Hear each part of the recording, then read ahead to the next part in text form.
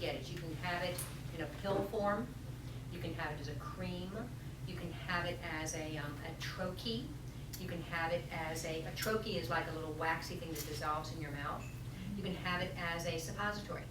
Usually if you're trying to get pregnant and you want lots of effect down here in the body, you'll be using suppositories or you'll be using injections to get very, very high doses of progesterone, either to get pregnant or to maintain a pregnancy. But the rest of the time, most of us either use creams or troches or pills. There's a very real difference between the way progesterone is metabolized if you put it on your skin,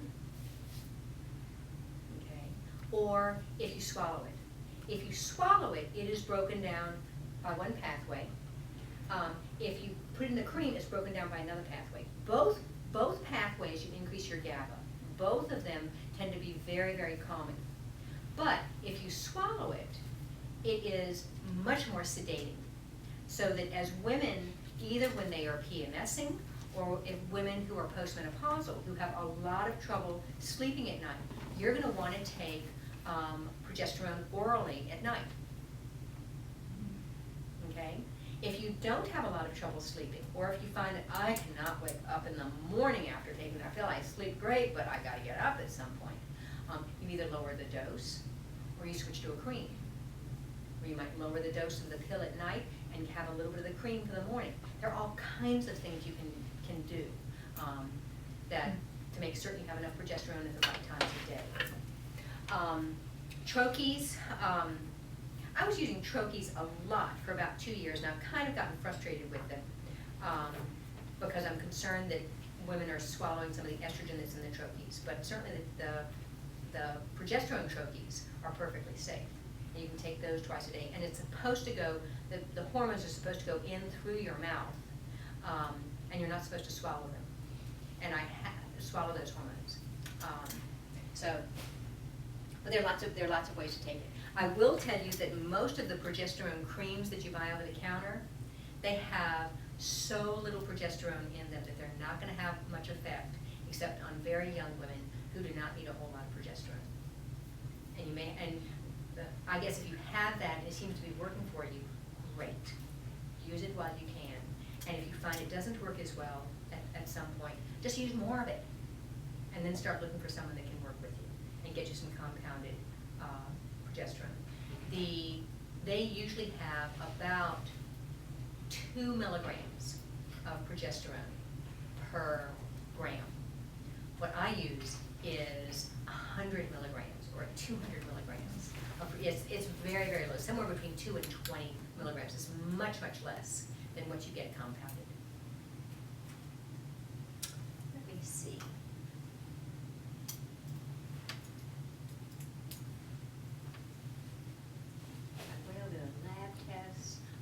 This other thing. This is a test that we have started doing, and it is a 4 urine test. And what you do is you get these 4 little pieces of filter paper, and you pee on it first thing when you wake up in the morning. You pee on it on a second one a couple of hours later. You pee on it later in the day, and then you pee on it before you go to bed at night. And it allows you to look at your adrenal function. And it also allows you to look at your sex hormones. And this part over here, okay, this is the progesterone metabolism. And progesterone is made from pregnenolone, which also makes DHEA. And if your progesterone is low, you see that little point right there, that little nose right there, it's going to be low. So it gets broken down into beta pregnanediol and alpha pregnanediol. And it is, let me see, okay. And then,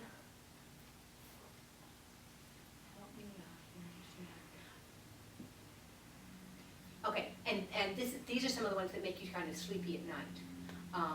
Also, the pregnenolone from DHEA, okay, makes androstenedione also. And if you're breaking things down, this is testosterone actually. So that's just only that box has to do with progesterone.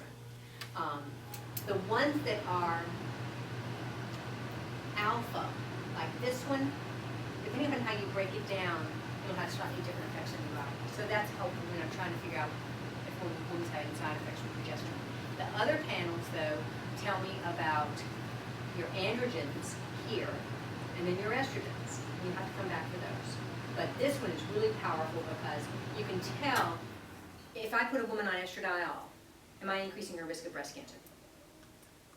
I might be, depending upon her metabolism.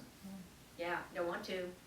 All right, but I've got a glitch in my genes so that I produce a whole bunch of this stuff. And this is a flame dancer. This is a very strong carcinogen. Now, what do I do about it? I take supplements to block that.